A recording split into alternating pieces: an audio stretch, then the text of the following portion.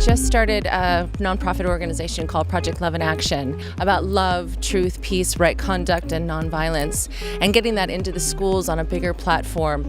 And not only that, but I have all these international connections, and everybody is saying we need it in our country, we need it in our country, we need it in our country. So getting out there on a bigger scale, and then inviting a lot of these women onto my new radio show, Dr. Milan Hollister on W4WN Radio.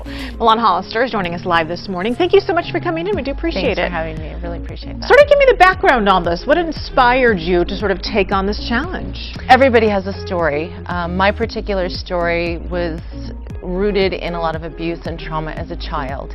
When they asked me to come and speak, I thought, well, this is a great opportunity to share some insight about what I actually think violence is about.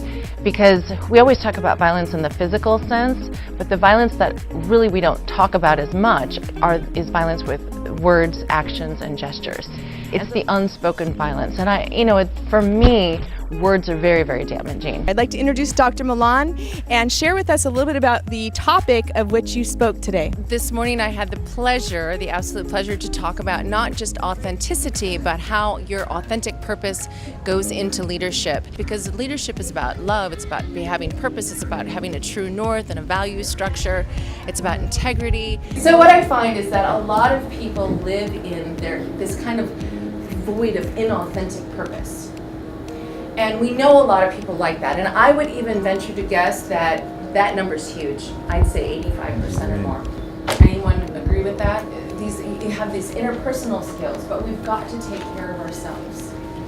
And when we do that, when we embody that, when we have the love and we have the energy, then it goes out to everybody else. But in that pursuit, I came up with some very basic things that kind of the underpinning of everything, and that were the 5 core values. They are love, truth, peace, right conduct, and nonviolence. Absolutely. So, when you're working with the children, can you explain how you describe love? Because I really enjoy that. Well, I start them with songs, and I do gestures, and we have little chants and things that we do. But really, what it comes down to is I tell them that love is the seed, and I tell them that life is a test. And if you get the first one right, which is love, then all the rest of the values come into place, because you can't speak your truth without love in your heart. You've all heard them before.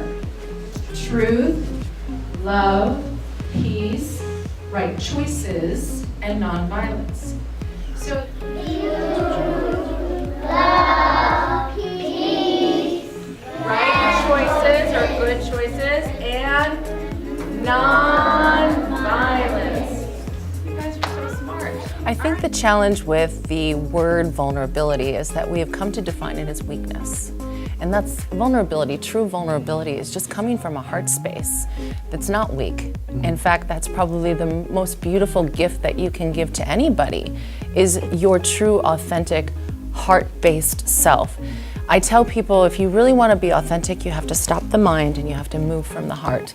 That's the only real way to be authentic, and it's the only real way to find love. And that's where the vulnerability comes in. It's not about I have to share all my stories and just open myself up. It's not.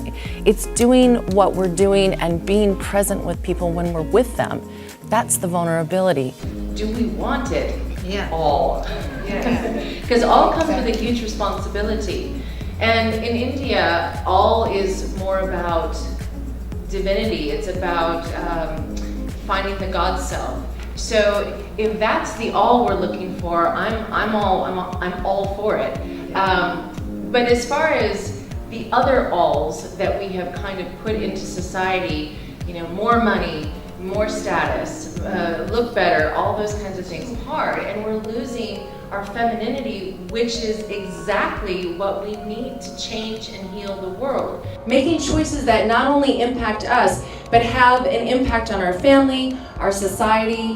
When we make choices for ourselves, and we live in this kind of very selfish space, what's good for me, eventually that's going to backfire. The last thing I'm going to leave you with, and I think this is so important, is what Maya Angelou, the great poet, said, and I just love this quote because I think it's so true. I've learned that people will forget what you said, people will forget what you did, but people will never forget how you made them feel.